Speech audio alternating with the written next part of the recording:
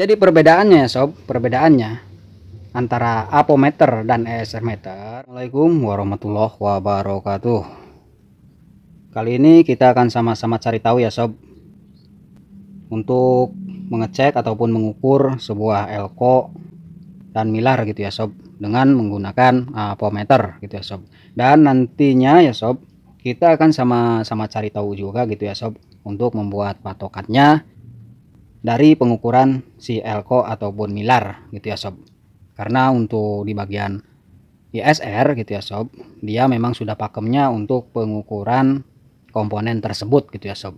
Jadi di sini kita akan sama-sama cari tahu patokan cara mengukur si elko dan milar gitu ya sob. Oke, sebelum dilanjut ya sob, seperti biasa terlebih dahulu saya aturkan banyak terima kasih buat para sobat yang telah support channel ini, dan bagi yang belum sub, sok atuh mangga diantos subna diantos tong hilap eta di towel subrekna di towel.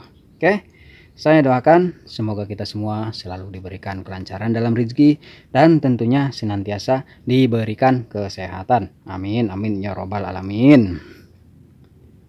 Oke, kita lanjut ya sob.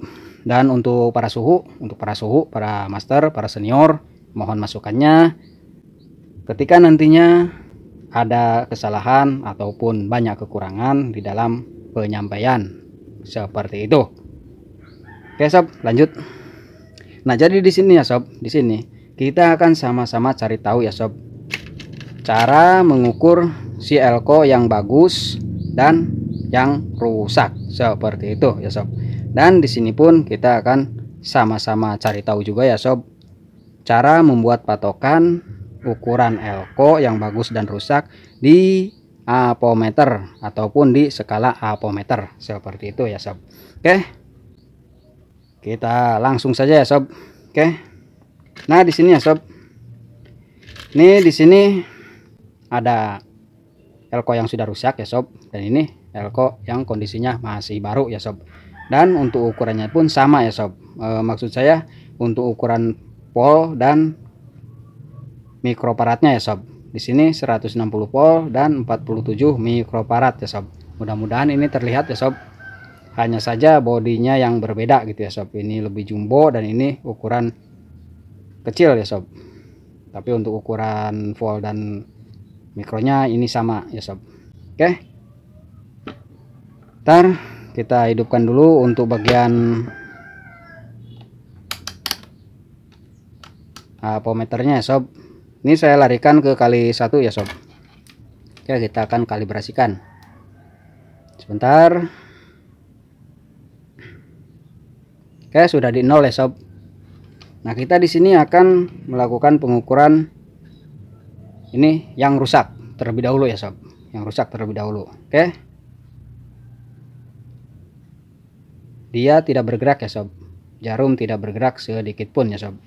Oke, nah sekarang kita akan cek untuk kapasitor yang kondisi masih bagus ya sob, dan ini pun masih baru ya sob. Oke,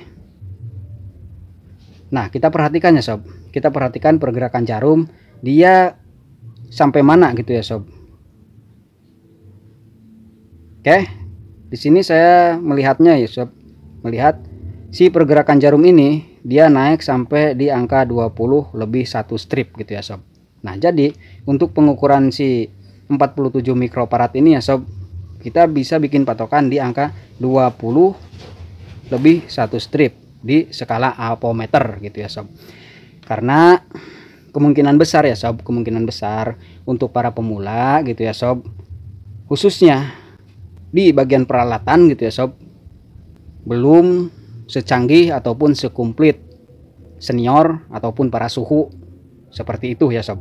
Nah, jadi ini khusus untuk para pemula yang baru masuk lah gitu di dunia perbaikan atau di dunia perkomponenan gitu ya sob.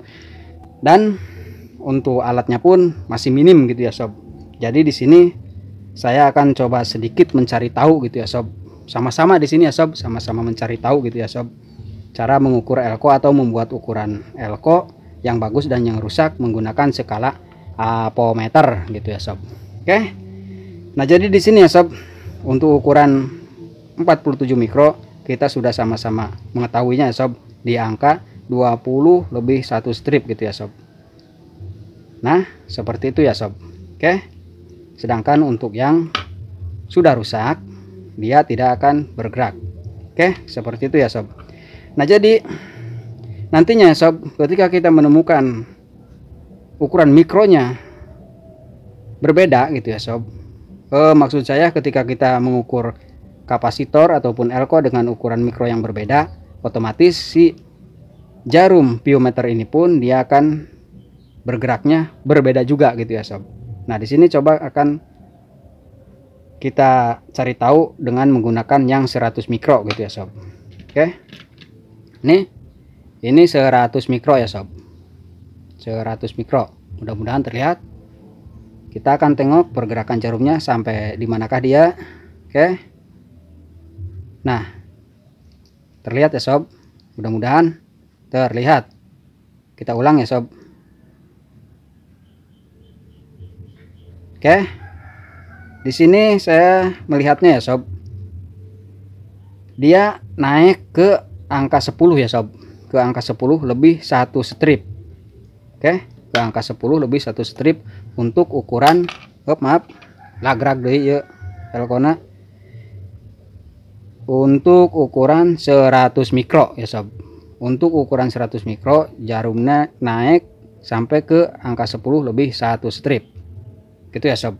Nah jadi untuk ukuran yang lainnya pun ya sob, nanti seperti itu ya sob. Ketika kita mengukur mikroparatnya lebih tinggi, otomatis si jarum ini pun dia akan lebih naik lagi gitu ya sob. Dengan catatan itu pun ketika kita mengukur elko yang masih dalam kondisi bagus gitu ya sob. Nah jadi untuk kondisi elko yang rusak dia tidak akan bergerak seperti itu ya sob. Nah bagaimana ketika kita menemukan elko yang setengah soak gitu ya sob, istilahnya sudah loyo lah gitu, hidup segan mati tak mau gitu ya sob. Nah di sini ada elko yang ini bujurnya rada melendung gitu ya sob. Kita akan coba melihatnya ya sob. Oh ternyata ini pun rusak ya sob, ini pun rusak ya sob. Oke, di sini saya tidak memiliki elko yang setengah modar gitu ya sob. Oke, nah jadi seperti itu saja ya sob. Jadi untuk ukuran kapasitor dengan mikro kecil dia akan bergerak sedikit jarumnya ya sob. Nah jadi si jarum ini dia pergerakannya menyesuaikan dengan ukuran mikrofarad yang ada di elko yang diukur seperti itu ya sob. Oke, nah kita masuk ke bagian ESR meternya ya sob. Oke, ini kita alihkan ke bagian ESR. Oke, nah coba kita akan melakukan si pengukuran elko ini dengan ESR ya sob. Nah jadi kalau untuk ESR ini sudah yakin dan udah pasti ya sob, karena untuk ESR itu sendiri dia memang pakemnya untuk pengukuran elko dan milar seperti itu ya sob. Oke, ini dorongannya saya akan tancapkan dulu ya sob, karena untuk di apometer ini yang 9 voltnya sudah tidak ada ya sob, untuk baterai 9 voltnya. Oke,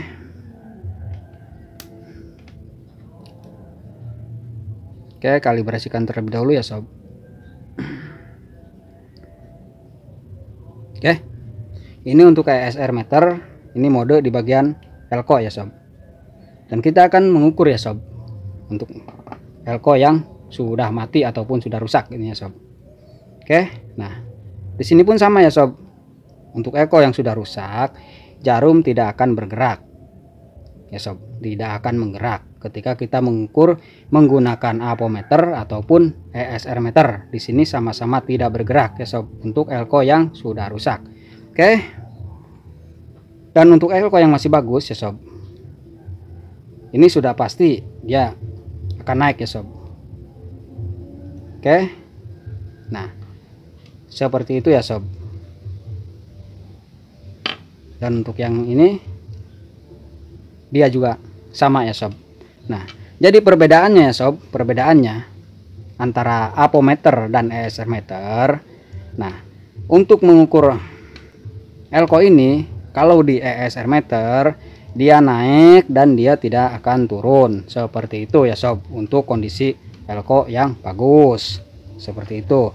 Nah sedangkan oke sob, kita ini pindahkan dulu ya sob ke apometer. Oke, kalibrasikan. Oke, di 0 ya sob. Nah sedangkan ya sob, ketika kita mengukur elko dengan menggunakan apometer ya sob, nah dia naik dan dia akan turun seperti itu ketika kita mengukur elko yang masih bagus dengan menggunakan apometer. Dan untuk patokannya tadi sudah kita sama-sama simak di awal ya sob. Untuk membuat patokan dengan menggunakan skala di sini, kita tinggal melihat sampai mana dia jarum mampu naiknya, seperti itu ya sob. Oke, nah seperti itu ya sob. Dan untuk di apa yang maaf, maksud saya untuk di kapasitor yang rusak sama-sama tidak naik ya sob. Nah jadi ya sob, perbedaan di sini ya sob, ketika kita menggunakan apometer dengan kita mengecek si kapasitor yang bagus, dia akan naik lalu akan turun kembali. Nah sementara untuk bagian ESR, mengukur pakai ESR gitu ya sob, ini dia jarum akan naik sesuai dengan ukuran mikronya di sini dan dia tidak turun, seperti itu ya sob.